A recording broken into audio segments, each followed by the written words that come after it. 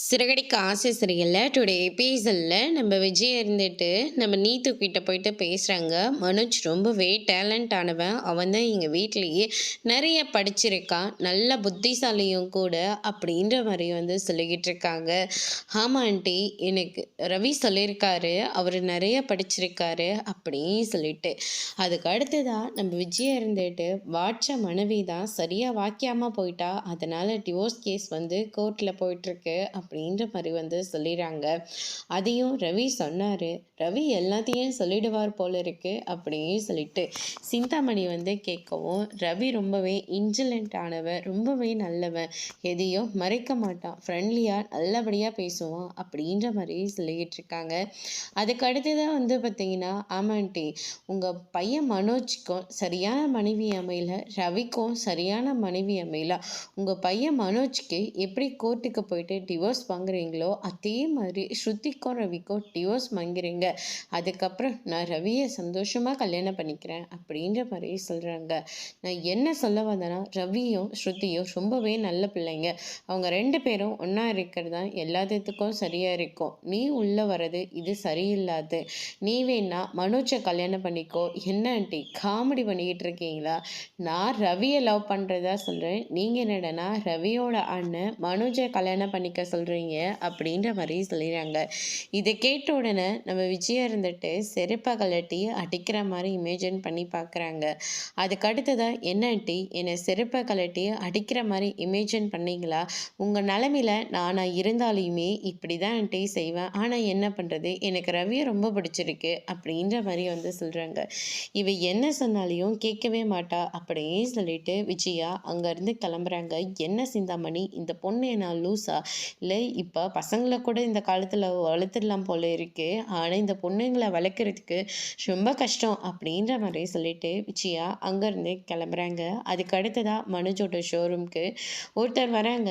என்ன இது குறி சொல்கிற பொம்பளை மாதிரி இருக்குது, எதுவாக இருந்தாலும் பொருளை வாங்கிட்டு வெளியே அனுப்பு, மற்றதெல்லாம் எதுக்கும் உள்ள இடம் விடாத அப்படின்ற மாதிரி சொல்கிறாங்க. அதுக்கு அடுத்ததாக உள்ள அந்த அம்மா வராங்க. வந்த உடனே பார்த்தீங்கன்னா, மனோஜை பார்த்த உடனே உன்னோட முகத்தில் முதலாளி தாண்டவம் ஆடிட்டுருக்கு, எல்லாரும் உன் கையை எதிர்பார்த்து தான் நின்றுட்டுருப்பாங்க, நீ யார் கையும் எதிர்பார்க்க மாட்ட அப்படின்ற மாதிரியெல்லாம் சொல்லிக்கிட்டு இருக்காங்க. இதை சொன்ன உடனே மனோஜ் ரொம்ப ஃபீஸ் போயிடுறாரு. அதுக்கு அடுத்ததாக சந்தோஷம் இருந்துட்டு அவ்வளோதான், இவங்கெல்லாம் வெளியே போக மாட்டாங்க.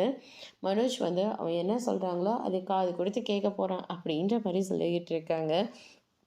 அதுக்கு அடுத்து தான் பார்த்தீங்கன்னா, ஆமாப்பா உன் கையை பார்த்தேன் நான் உன்னுடைய எதிர்காலத்தை சொல்லிடுவேன், நீ ஆசையாக விரும்பின பொண்ணை மறுபடியும் நீ கல்யாணம் பண்ணிக்க போகிற அப்படின்ற மாதிரியே சொல்கிறாங்க.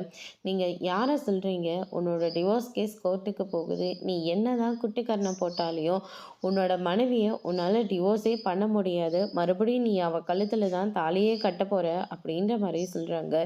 இதை கேட்டோன்னே மனோஜ் ரொம்பவே கோவப்பட்டு, முதல்ல இந்த இடத்தை விட்டு கிளம்பு, அவகிட்ட இருந்த டிவோர்ஸ் வாங்கிறதுக்காக நான் கோர்ட்டு படி ஏறிட்டு இருக்கேன், ஆனால் நீ என்னடன திரும்ப அவ கழுத்துலேயும் நான் தாலியை கட்டணும்னு வேற சொல்லிக்கிட்டு இருக்கீங்க, மரியாதையை எந்திரிச்சு வெளியே போயிடுங்க அப்படின்ற மாதிரி சொல்லிடுறாங்க. என்னதான் நீ விரட்டி அடித்தாலையும் நீ மறுபடியும் பொண்டாட்டி கழுத்தில் தான் தாலியே கட்ட போகிற அப்படின்ற மாதிரி சொல்லிடுறாங்க. அதுக்கு அடுத்ததாக ஜீவா இருந்துட்டு, உங்களுக்கு இவங்களை கல்யாணம் பண்ணிக்க சம்மந்தம் இல்லைன்னா மேட்ரிமோனியில் உங்களோட பயோடேட்டாவை கொடுத்துடலாம், உங்களுக்கு கல்யாணத்தை மென்ஷன் பண்ணட்டுமா பண்ண வேண்டாமா? இல்லை பொண்ணு என்னை பார்த்து ஓகே சொன்னதுக்கப்புறமா என்னோடய வாழ்க்கையை பற்றின விஷயத்த நான் சொல்லிக்கிறேன், அதுக்கு முன்னாடி நீங்கள் எதுவும் சொல்லிடாதீங்க அப்படின்ற மாதிரி மனோஜ் சொல்லிடுறாங்க.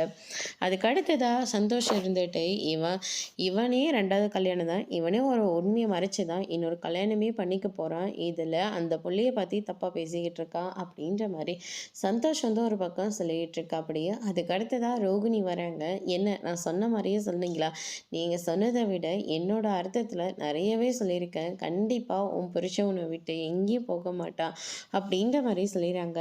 என்னென்ன பேசினாங்களோ அது எல்லா விஷயத்தையும் அந்த ரோகிணி கிட்ட சொல்லிக்கிட்டு இருக்காங்க. ரோகிணி இதை கேட்டோன்னு, நீங்கள் ரொம்பவே நல்ல காரியம் பண்ணியிருக்கீங்க அப்படின்ற மாதிரி சொல்லிட்டு கையிலையும் கொஞ்சம் பணத்தை கொடுக்குறாங்க. சிந்தாமணி அம்மா கிட்ட போயிட்டு சொல்லுங்கள், நான் நல்லா நடிச்சிருக்கேன்னு, பணம் கொடுத்தது நான், ஆனால் சிந்தாமணி தானே எனக்கு ஃபஸ்ட்டு, அதுக்கப்புறம் உங்களை நான் விட்டுற மாட்டேன், உங்களுக்கும் நல்ல விசுவாசியாக இருப்பேன் அப்படின்ற மாதிரி சொல்லிடுறாங்க. அதுக்கு அடுத்ததா வந்து பார்த்தீங்கன்னா, ரோகிணி இருந்துட்டு, "மனோஜ் எப்படி நீ ஃபீஸ் போயிருப்பன்னு தெரியும். கண்டிப்பா நீ என்ன தேடி வரத்தான் போற." அப்படின்ற மாரி நம்ம ரோகிணி ஒரு பக்கம் நெனச்சுக்கிட்டு இருக்காங்க. அதுக்கு அடுத்ததா வந்து பார்த்தீங்கன்னா, மீனாவோட அபார்ட்மெண்ட்ல வந்து பூ வியாபாரம் பண்ணிக்கிட்டு இருக்காங்க. அப்ப சத்யாவும், ரேகாவும் வந்து நிக்கிறாங்க. ரேகாவ பார்த்த உடனே மீனா இருந்துட்டு, "வாங்க ரேகா" அப்படின்ற மாரி சொல்றாங்க. ஹக் பண்ணி வரவேற்கிறாங்க. அதுக்கு அடுத்ததா வந்து பார்த்தீங்கன்னா, ரேகாவோட ஸ்கூல் மேட் எல்லாம் சந்திக்க போறாங்களாம். அதனால ஒரு ஃபங்க்ஷன் வைக்க போறாங்க. அதனால ஒரு பூ ஆர்டர் குடுக்கறதுக்காக தான் உன்ன தேடி வந்தோம்க்கா அப்படின்ற மாரி சத்யா வந்து சொல்லிடுறாங்க. அதுக்கு அடுத்ததா ரேகா இருந்துட்டு ஒரு பொக்கே எல்லாம் ஒரு 150 அந்த மாரி டைப் பண்ண வேண்டியதா இருக்கும். அதுக்கப்புறம் ஒரு பெரிய பொக்கே மட்டும் ஒரு பெருசா பண்ணி குடுங்க. அது கொஞ்சம் ஸ்பெஷலா இருக்கணும். நெறைய ரோசஸா இருக்கணும் அப்படின்ற மாரி சொல்றாங்க.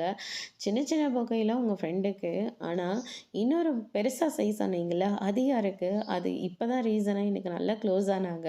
அவங்களுக்காக தான். ஐய்யய்யோ! ரேகா நம்மள பத்தி சொல்லப் போறாளா? அக்கா வேற நம்மளவே பார்த்துக்கிட்டு இருக்கே! அப்படின்ற மாரி சொல்லிட்டு, சத்யாவுக்கு ஒரு வேலை வந்துருச்சுன்னு சொல்லிட்டு, ரேகாவ கேப் புக் பண்ணி வந்துர சொல்றாங்க. அதுக்கு அடுத்ததா நல்லபடியா செஞ்சு குடுத்துருங்க.